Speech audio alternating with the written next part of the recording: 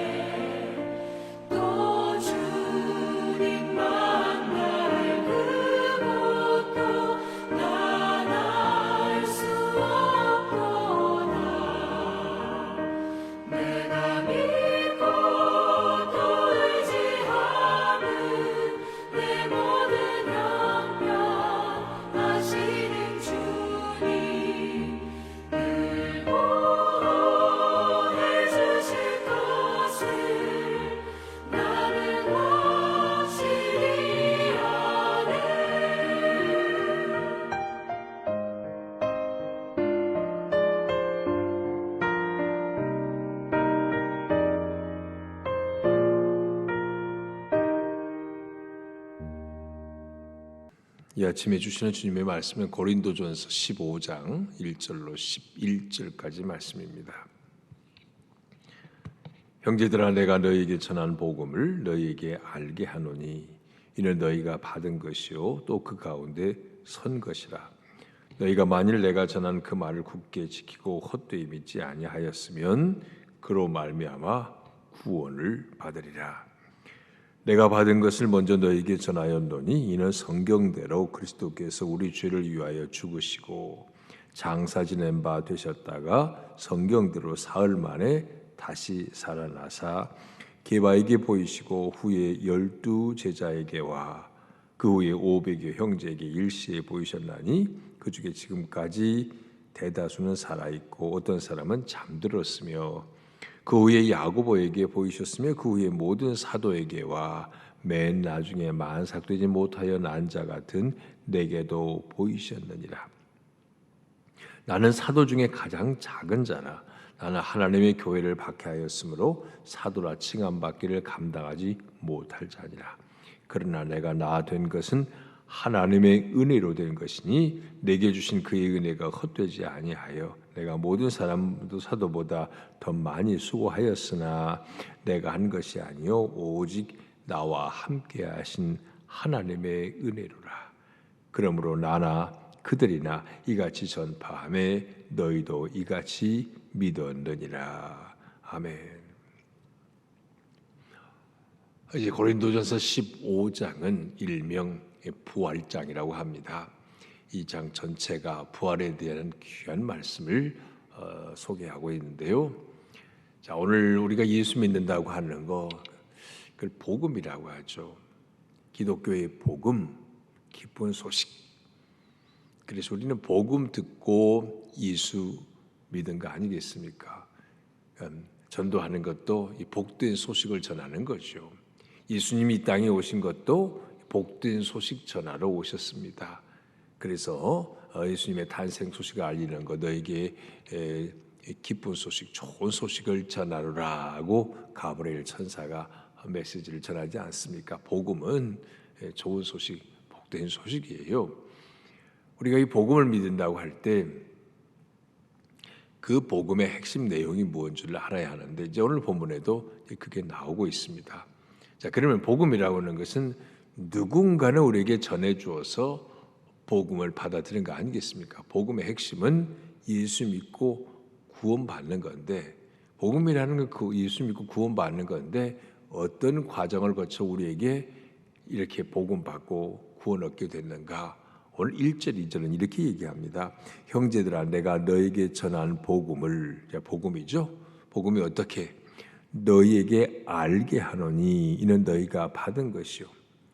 복음을 먼저 전해준 사람이 있잖아요. 누군가 복음을 전해줬고 그 전해준 복음을 내 것으로 받아들이는 자만 구원을 얻는 겁니다. 핵심은 구원이라고 그랬죠. 여기 2절에 나오죠. 너희가 만일 내가 전한 그 말을 굳게 지키고 헛되이 믿지 아니하였으면 그로 말미암아 구원을 받으리라.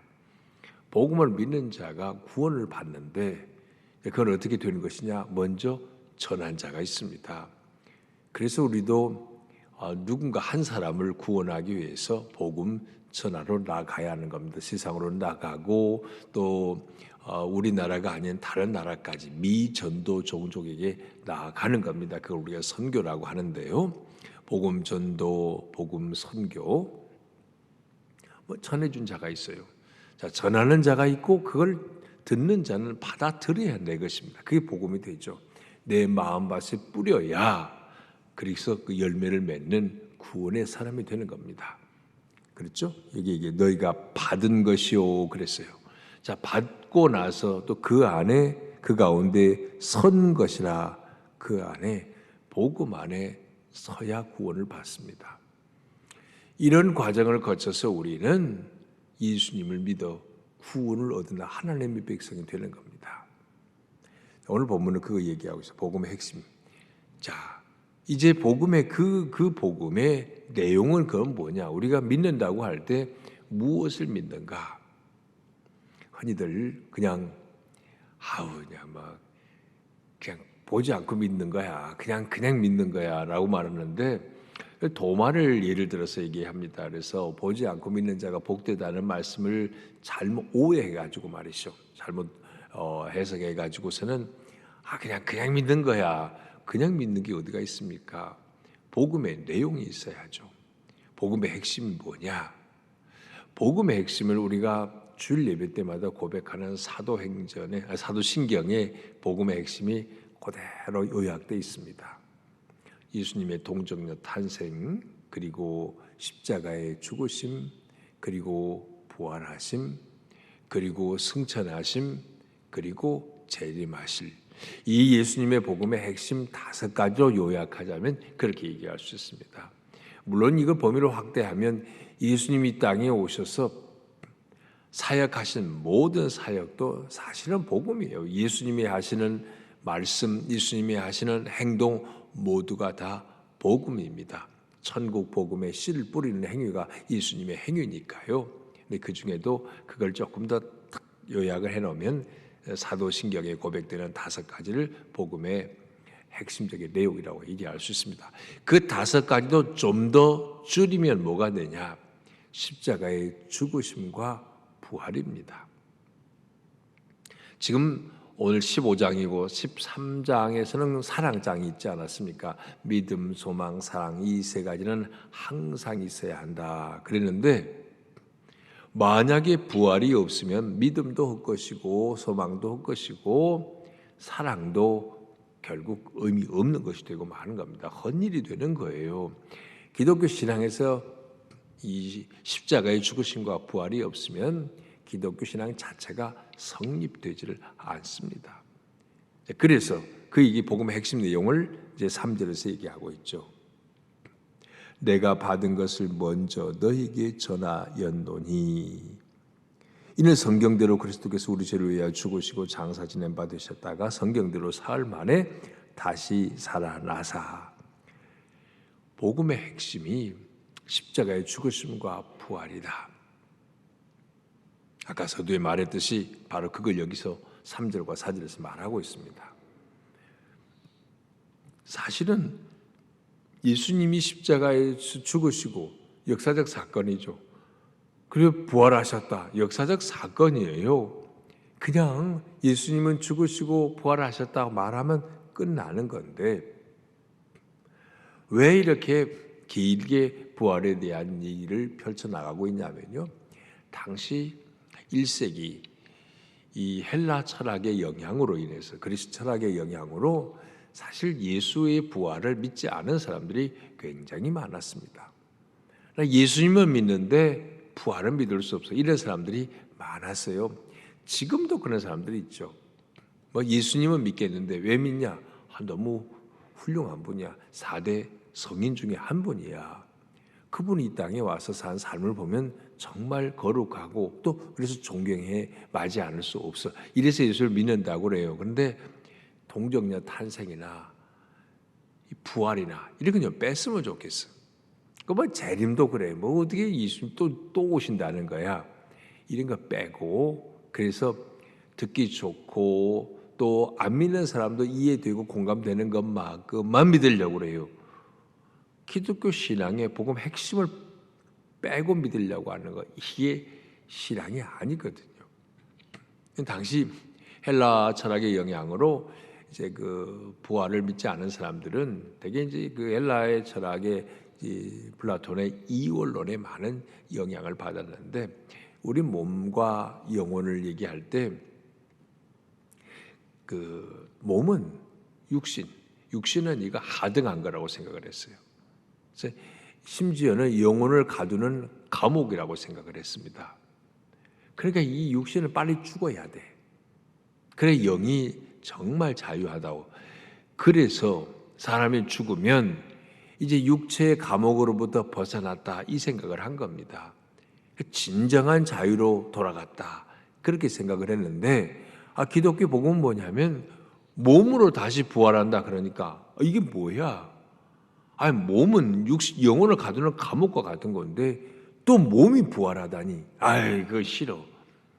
그래서 안 받아들인 겁니다. 이 헬라 철학의 영향이 가장 커요.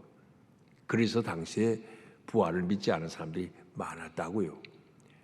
물론 또 하나, 예수님이 이 땅에 계실 때도 4대 이제 종파가 있었죠. 종파 같은 게 있었잖아요. 바리새파, 이제 사두개파 이런 거. 그때 사두개파는 부활을 믿지 않았어요. 그 유대인들 가운데 많이 있었단 말입니다. 그러니까 그런 배경들이 사회적인, 이런 문화적인, 철학적인 사조의 이런 영향들이 부활을 믿지 못하게 했다는 말이에요. 그래서 바울은 아주 강조해서 이 부활을 고린도전서 15장을 통해서 지금 확실하게 이야기하고 있습니다. 이 예수님의 십자가의 죽으심과 부활은 어디서 비롯됐다? 3절 다시 보겠어요. 내가 받은 것을, 바울의 창작물이 아니에요. 바울도 받았어요. 주님께로부터 받은 말씀이에요. 받은 것을 너희에게 먼저 전하였노니 이는 성경대로 그리스도께서 우리 죄를 위하여 죽으시고 장사 지난 바 되셨다가 성경대로 사흘 만에 다시 부활하셨다. 예수님의 십자가의 죽으심과 부활은 성경대로, 다시 말하면 예언의 성취라고 하는 겁니다.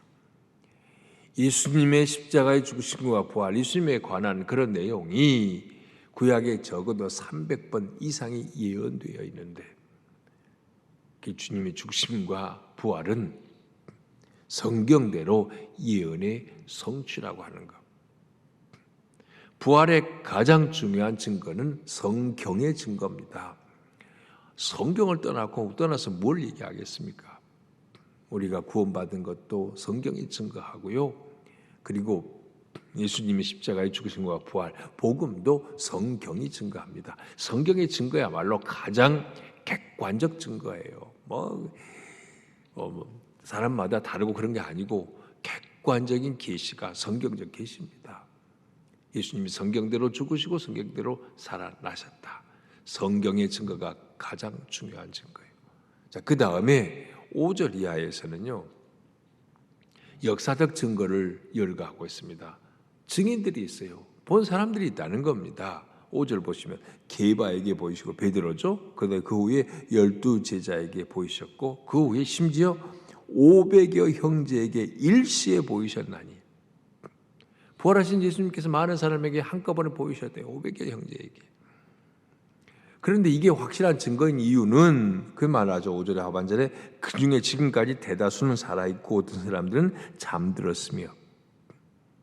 이것도 문자 그대로 읽으면 지금도 살아있대요. 2000년 지난 이걸. 그게 아니죠. 그러니까 성경을 잘 읽어야 한다고요.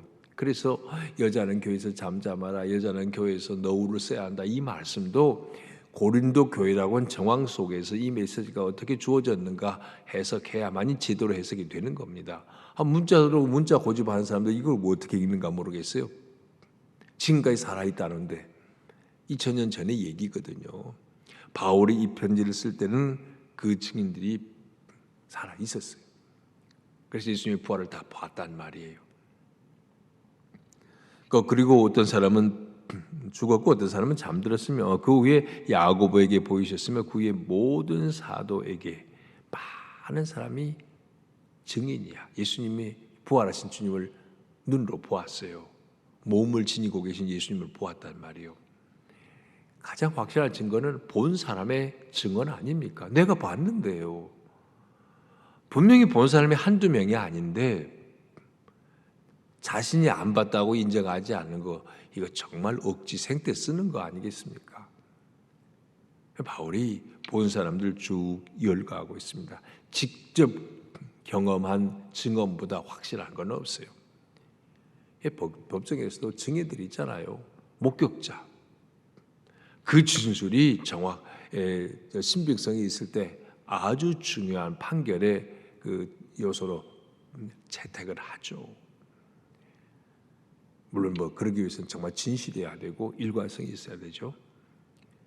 여기 지금 예수님의 부활을 직접 본 사람들 확실한 증인들입니다.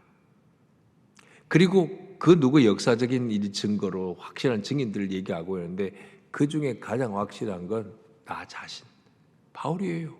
8절에서 말합니다. 맨 나중에 만삭되지 못하여 난 자 같은 내게도 보이셨느니라. 내가 증인이야. 내가 만삭되어 나오지 7삭둥이 8삭둥인지 모르겠어요. 이건 뭐냐면 자기 연약함을 얘기하고 있는 겁니다. 9절에도 말하듯이 사도 중에 가장 작은 자라. 왜? 내가 이제까지 부활하신 예수님 만나기 전에는 회방자였어요. 예수 핍박하고 예수 믿는 사람들을 잡아 가두고 나쁜 짓만 했어요. 사도 바울이. 너무나 확실한 부활일에 예수님을 만난 증거는 나. 나를 봐라. 내가 예수 믿기 전에는 예수 믿는 사람들 박해하는 자였는데, 회방자였는데, 지금 나는 예수를 위해 목숨 내건 증인이 되지 않았냐? 부활하신 예수를 내가 안 만났으면 내가 이렇게 변했겠느냐? 요즘의 용어로 말하면 이보다 확실한 간증이 어디 있습니까? 확실하게 나의 변화 하나만 봐도 부활하신 예수님이 참인지 거짓인지 분간할 수 있지 않겠냐 말이에요. 사도 바울은 예수 만나기 전에 가말리엘, 당시 3대 석학 중에 한 사람, 철학자, 그의 제자였어요. 근데 예수 부활하신 예수 만나고 완전 예수의 제자, 예수의 종이 되었습니다. 완전한 변화입니다. 그 전에 그는 예수 만나기 전에는 유대의 철저한 율법주의자였습니다. 그런데 지금은 복음에 사로잡혀 복음주의자, 그리고 복음의 증인이 된 거예요. 완전히 그 인생 뒤집어졌습니다. 그래서 그 바뀌어진 그 완전한 인생의 변화, 그걸 10절에서 이렇게 간증하죠. 그러나 내가 나 된 것은 하나님의 은혜로 된 것이니 내게 주신 그의 은혜가 헛되지 아니하여 내가 모든 사도보다 더 많이 수고하였으나 내가 한 것이 아니요 오직 나와 함께 하신 하나님의 은혜로라. 바울은요, 부활의 증인이 되고 나서 그가 예수 믿어서 부활의 주님 만나고 나서 뭐라고 표현했냐면 더 많이 수고했다 그랬어요. 우리는요, 그냥 아무것도 않고 편안히 쉬는 거, 그걸 은혜라고 생각하는 사람이 있을 수 있어요. 근데 바울은 그러지 않았어요. 주님이 주신 은혜 때문에 수고를 더 많이 하는 거, 그게 진짜 은혜라고 그랬어요. 여러분요, 아무 일 없이 평안히 쉬는 것만이 은혜가 아니고 바울처럼 복음을 위해, 주님을 위해 더 많이 수고하는 것, 이것이 은혜라고 고백할 수 있습니까? 이 진짜 복음에 사로잡힌 바울의 고백입니다. 그러면서 오늘 고린도전서 15장 10절은 평생 제 목회의 슬로건으로 두고 있는 오직 하나님의 은혜로라, 여기 걸려 있잖아요. 오직 하나님의 은혜로라. 나의 나 된 것은 오직 하나님의 은혜로라. 여러분, 이 고백만 할 수 있다면 우리는 진정 믿음의 사람입니다. 복음 받는 사람이고요. 나의 나됨, 하나님의 은혜예요. 내가 변하고 내가 구원받고 오늘 복을 누리고 어떤 시련과 고난이 있어도 믿음으로 인내해서 이기고, 그리고 주님을 위해 죽도록 충성하는 이 모든 일은 내가 한 것이 아니요 오직 하나님의 은혜로 된 것이라. 은혜는 수동적입니다. 주님이 주셔야 받는 거예요. 그러지만 은혜는 수동적으로 받지만 그 은혜 때문에 주님을 위해 충성하고 사역하는 건 능동적으로 하는 겁니다. 주신 은혜가 감사해서 이 몸 다 바쳐도 아깝지 않아. 이것이 은혜 받은 자의 삶의 태도입니다. 오늘 고린도전서 15장 부활장은 주님이 부활하셨다는 사실을 성경이 증거하고 역사 속에 많은 사람들이 증언하고 있는데, 무엇보다도 사도 바울, 그의 인생이 뒤집어지고 변화된 이것이 분명한 증거라고 하는 걸 바울이 밝히고 있습니다. 오늘 저와 여러분, 바울처럼 나의 나됨은 하나님의 은혜입니다. 이렇게 고백할 수 있습니까? 그럼요. 예수님이 십자가의 죽으심과 부활을 믿을진데 동일한 고백. 오늘 나의 변화도 예수 믿고 구원받고, 그리고 교회, 주님의 몸 된 교회 열심히 섬기고 봉사하고 충성할 수 있는 모든 것도 하나님의 은혜 때문입니다. 이 아침 십자가와 부활의 복음을 더 확실히 붙들기를 원합니다. 그리고 그 복음에 내가 사로잡혔다면 나도 복음의 증인으로 살자는 결심이 있었으면 좋겠습니다. 오직 오늘의 나의 나됨은 하나님의 은혜라. 이 고백으로 주님께 영광 돌릴 수 있기를 바랍니다. 주님 감사합니다. 이 주말 아침도 주의 말씀 앞에 겸손히 엎드리게 하시니 감사합니다. 예수님의 십자가와 부활, 영원히 붙들 복음의 진리, 우리가 이 진리 안에 견고히 서기를 원합니다. 예수님의 십자가의 죽으심과 부활로 내 죄 사함 받고 영생을 얻었다면 이 놀라운 복음을 홀로 간직하지 않고 전하는 증인으로 살게 하여 주시옵소서. 예수의 복음을 인해서 심령이 변화되고 삶이 변화되고 가치관이 바뀌어지고 예수님을 우리 안에 주인으로 모셔드림으로 고난도 이기고 그리고 주님의 몸 된 교회에 충성스럽게 헌신할 수 있음을 오늘 우리가 다시 한번 주님께 감사합니다.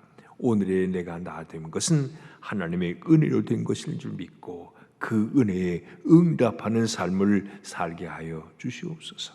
내일 거룩한 주일인데 우리 사랑하는 시온의 성에 속한 모든 성도들이 이제 현장 예배에 나올 수 있게 하시고 예배를 통해 하나님께 영광 올려드리게 주옵소서. 특별히 이 6월 이 나라와 이 민족을 위해 더 많이 기도의 제단 쌓는 은혜가 우리 성도들에게 있게 하여 주시옵소서. 한나라의 삶을 주님 손에 의지하오며 예수님 이름으로 기도합니다. 아멘.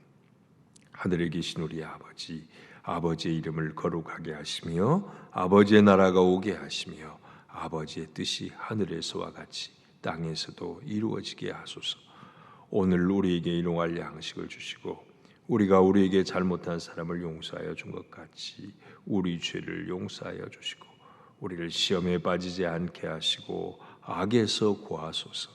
나라와 권능과 영광이 영원히 아버지의 것입니다. 아멘.